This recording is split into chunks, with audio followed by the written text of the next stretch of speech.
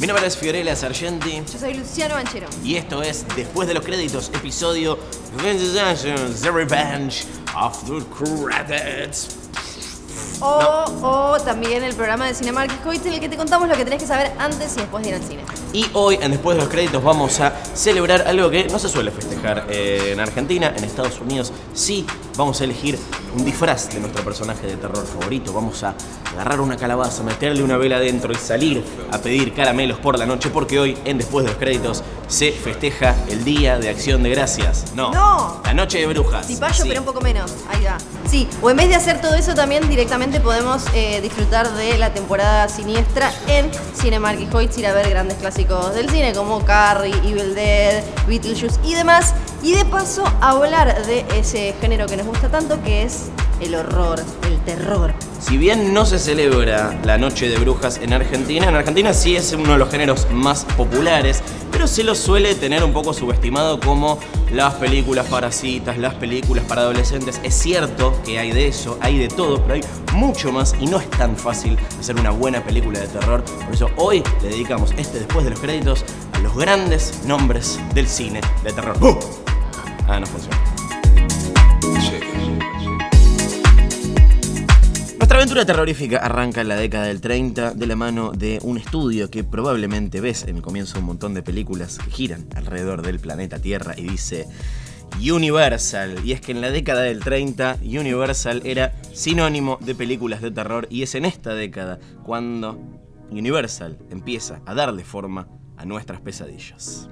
Después de el bardo que había tenido Nosferatu con el temita de los derechos de Drácula y demás, lo que hizo Universal fue agarrar una versión de Drácula que había en teatro, adaptarla. En 1931 apareció en la pantalla grande Drácula, protagonizada por Bela Lugosi, y ahí arranca la verdadera historia del cine de terror. Después vino Frankenstein con Boris Karloff y ahí dijeron, es por acá. Eran películas a las que le iba bien, que eran respetadas, tenían súper talentos detrás y delante de cámaras, y entonces después vinieron hasta secuelas. Este boom de los monstruos clásicos duró hasta más o menos 1936, pero hicieron como unas 15 películas, incluso secuelas. Después se dedicaron a otra cosa y retomaron a principios de los 40. Las básicas que tenés que ver de los monstruos de Universal son Frankenstein, Drácula, la novia momia de Frankenstein, la momia, y The Raven, que es la cruza entre Boris Karloff y Bela.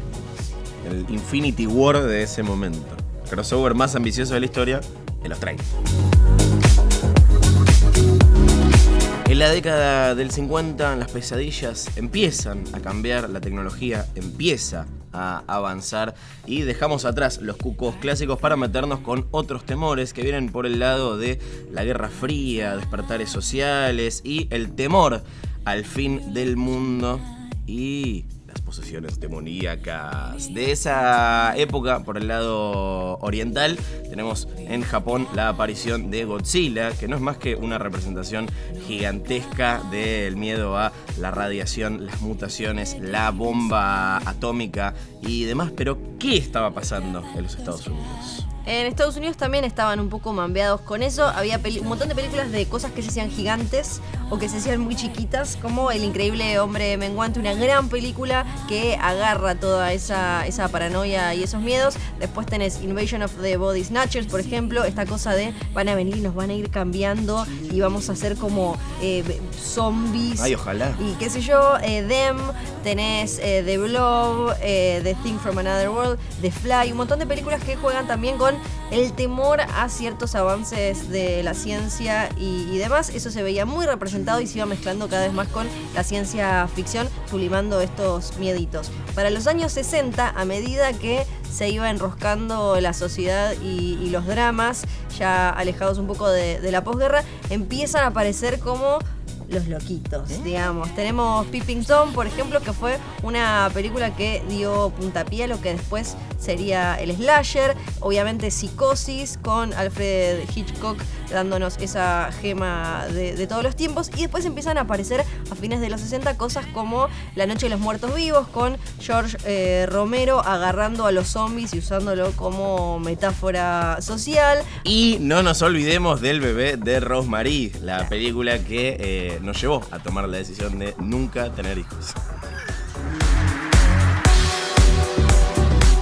los años 70 el terror se había puesto espeso y un poco más enroscadito como el mundo, básicamente. Y tuvimos a El Exorcista, que empujó el terror, lo puso en otro lugar, de William Friedkin, porque tuvo mucho público, furor, pop, tuvo prestigio, tuvo buenas críticas, de todo, y a partir de ahí empezaron a aparecer un montón de películas que jugaban con lo religioso, sobre todo con lo cristiano, como La Profecía, por ejemplo. También aparece Alice, Sweet Alice. Les gustaba en esa época como meterse con la fe y un costado un poco oscuro. Aparecieron los italianos también con el giallo, que se centraba en general en loquitos medio perversos, y después aparecieron joyitas como The Wicker Man, protagonizada por Christopher Lee cuando no era Saruman, y Don't Look Now, una obra maestra. La contracultura de fines de los 60 y comienzos de los 70 también se empieza a meter en el cine de terror en forma de las películas de Wes Craven, The Hills Have Eyes y The Last House on the Left, The Texas Chainsaw Massacre de Top Hopper, El loco de la motosierra, y la crítica social en forma de zombies de La Noche de los Muertos Vivos de George Romero. Si los 70 tuvieron su gran película de terror en forma de El Exorcista, los 80 la tienen en El Resplandor de Stanley Kubrick, que te puede gustar más el libro, te puede gustar más la película. Stephen King sabemos que la odia, que se suma a Carrie del 76 de Brian De Palma, a la ola de buenísimas adaptaciones de Stephen King a la pantalla. Y no nos olvidemos del slasher, que empieza a tomar forma con Halloween, la original de John Carpenter, que ya hablamos en un episodio anterior de Después de los Créditos, y las pesadillas también de Wes Craven, Viernes 13 y demás. Todo esto para una hermosa Martes 13 de este lado del mundo, es verdad, para una hermosísima década del 80 del cine de terror. Llegamos a la década del 90, que no es la más recordable en cuanto a películas de terror. No, hubo demasiada secuela de la secuela de la secuela de la secuela. Aparecieron anomalías como por ejemplo El Silencio de los Inocentes, que es una película de terror, por más que se avergüence de la etiqueta, o por más que nos guste decir como esta no es una película de terror, es un thriller psicológico, no sé qué, es terror. Es una película de terror, pero eran muy pocas en general. En este menemato del terror se encargaban de ponerle un sombrerito nuevo y vendernos nuevamente la película. Lo más interesante que estuvo pasando en esta especie de menemato del terror fue que empezó un poco a mirar para adentro, a no siempre burlarse de sí mismo, pero a pensarse, a mezclar el miedo de la vida real con el cine en una cosa muy meta, como por ejemplo en Candyman, En la boca del miedo, o New Nightmare, una de pesadilla. Empezó como a divertirse con ese concepto, el terror. Qué bueno que mencionás New Nightmare, la nueva pesadilla, porque Wes Craven se cargó él mismo la misión de terminar de construir el cine de terror con la saga Scream, que en los 90 llega para agarrar todos los lugares comunes de las películas de terror y armar la franquicia más meta que nos dio el género. Para los 2000 nos obsesionamos con el gore, como me gusta decirle, más profundo, con el torture porn, con esta cosa de ver amputaciones, sangre, violencia súper extrema en las películas de terror. Era un mundo en el que se habían tirado las Torres Gemelas abajo, había guerra, había tortura, y de alguna manera eso terminó apareciendo en el cine de terror, que se puso súper extremo. Y nuestra década actual, la década del 2010, sí, ponele, se dice así, que ya está cerca de terminar, nos trajo una muy necesaria revitalización del género de terror, que arrancó con The Cabin in the Woods, La cabaña del terror, otra deconstrucción del género, escrita por Joss Whedon, dirigida por Drew Goddard. ¿Y qué más? Tenemos, por ejemplo, una empresa como Blumhouse, que nos dio un montón de películas desde, bueno, la no tan genial Actividad Paranormal, pero después nos dio las Insidious, nos dio muchas más hasta el día de hoy. Oculus, se me ocurren un montón. Tenemos La Purga, The Purge. Tenemos a James Wan también, que nos dio Insidious, nos dio las películas de El Conjuro y todo lo que viene. Después tenemos cositas que aparecen fabulosas como La Bruja, Green Room, It Comes at Night, It Follows, Get Out, Huye, que no lo quieren decir, pero es una película de terror, viejo. No es un drama de nada, es una película de terror y la nominaron a Mejor Película en los Oscars. Fin. Vivimos en una gran época de cine de terror, así que qué mejor que aprovechar este Halloween para adquirir nuevas pesadillas.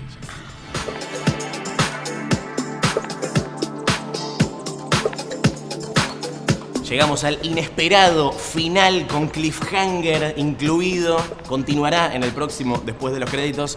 Pero antes tenemos una bocha de cosas para contarles. La primera. La primera. Disfruta de Temporada Siniestra 2. Podés ver en los cines de Cinemark y Hoyts grandes películas de terror en pantalla grande que probablemente no hayas visto de esa manera. Tenés El bebé de Rosemary, Carrie, Evil Dead, o sea, Diabólico, la 1, Del crepúsculo al amanecer, Beetlejuice y Pesadilla. Temporada Siniestra 2. Más temporada, más siniestra. Y atención, porque hasta fin de año tenés 50% de descuento en tus entradas para Cinemark y Hoyts los lunes y martes en salas 2D, 3D, XD, 5D, 6D, 7D, 8D, no, bueno, 2D, 3D y XD. Sácalas en cinemarkhoyts.com.ar y, como siempre, suscríbete para ver los videos de después de los créditos, los canales de YouTube de Cinemark y de Hoyts, no te pierdas nada. Y ahora sí, el momento de la lección del día, del que aprendimos de He-Man. Flor, ¿qué tenés para decirnos? Tengo para decirles lo que es la vida. Así de sencillo. Ah, bueno, tranca. Sí, tranquilo. ¿Sabés qué es la vida? Una palabra de 4 letras. Además, es eso que sucede, eso que pasa entre que salís del cine y volvés a entrar.